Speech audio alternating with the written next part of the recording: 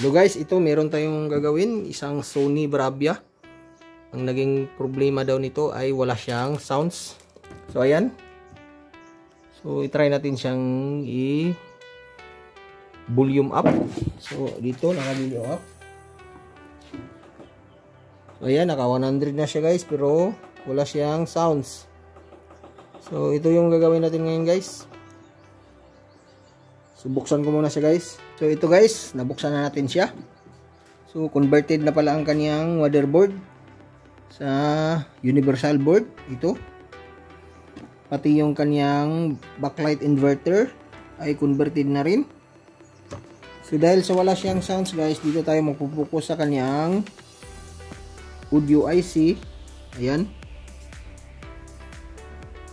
Ang problema natin guys, wala tayong ganito pamalit niyan, yung audio IC. So meron ako dito guys, itong audio module na 5 volts. Ito na lang ang gagamitin natin guys. Ayan, 5 volts. So i-wire ko muna siya guys. Ayan, yung 5 volts. Hahanap tayo ng 5 volts dito guys. So mag-wiring muna tayo guys.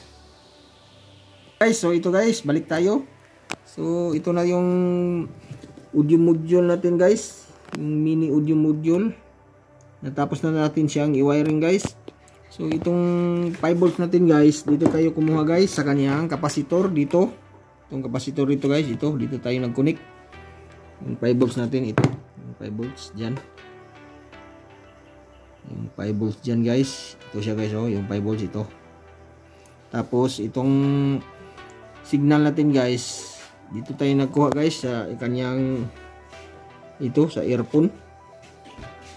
Kasi hindi ko mahanap yung signal dito sa kanyang IC guys. Itong IC niya, ito, hindi ko siya mahanap kasi hindi ko makita sa Google. Ni-search ko siya, hindi ko siya makita. So dito na lang ako nagkuha sa earphone guys ng kanyang signal.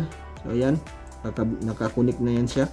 Tapos dito sa kanyang speaker, sa left and right, pinutol na lang natin yung wire. So ayan na guys. So i-try natin siya guys kung may sounds na ba siya.